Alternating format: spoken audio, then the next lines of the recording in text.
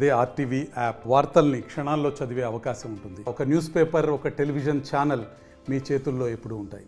ఈరోజు రాజేంద్ర మున్సిపల్ స్కూల్లోని పేద విద్యార్థులకి 10th చదువుతున్న దాదాపు 200 మందికి ఇక్కడ ఈ అట్టా అయితేనేమి ఎగ్జామ్స్ సంబంధించిన సామాగ్రి అంతా ఇవ్వడం జరిగింది. అలాగే ఈరోజు ఇంకా 3 స్కూళ్ళల్లో కూడా ఇవ్వడం జరుగుతుంది. దాదాపు 600 మందికి ఈరోజు ఇవ్వడం జరుగుతుంది. ఎందుకంటే ఈ విద్యార్థులు భవిష్యత్తులో మంచిగా చదవాలని వాళ్ళకు మా వంతు సహకారంగా ఈరోజు ఈ కార్యక్రమం నిర్వహించడం జరిగింది. దాన్ని ఇక్కడ ఈ అవకాశం కల్పించిన టీచర్స్కి అందరికీ పేరు పేరున నా కృతజ్ఞతలు తెలియజేస్తున్నాను. అలాగే ఈరోజు తెలుగు భాష మాతృదినోత్సవ శుభాకాంక్షలు అందరికీ తెలియజేస్తున్నాను.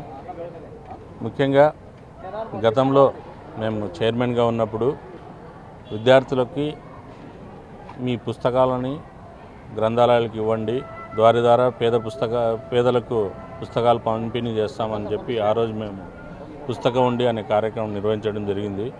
ఈ విధంగా విద్యార్థులకు కూడా మీరందరూ కూడా మీ దగ్గర ఉన్న 10th పుస్తకాలని 9th క్లాస్లో ఉండే చదువుతున్న విద్యార్థులకు ఇవ్వండి, వాళ్ళకు చేత ఇవ్వండి అని చెప్పడం జరిగింది. అలాగే ఈరోజు మన మాజీ ముఖ్యమంత్రి చంద్రబాబు నాయుడు గారు విద్యార్థులకి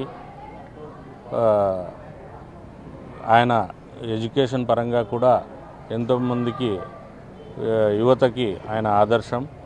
ఈరోజు కూడా విద్యార్థులకి ఆయన కొత్తగా ఒక పథకం ప్రవేశపెట్టడం జరిగింది, తల్లికి వందనం అని. ఎంతమంది విద్యార్థులు ఉన్నా కూడా వాళ్ళకి 15,000 రూపాయలు వాళ్ళకి ఇస్తామని చెప్పి మన చంద్రబాబు నాయుడు గారు ప్రకటించారు.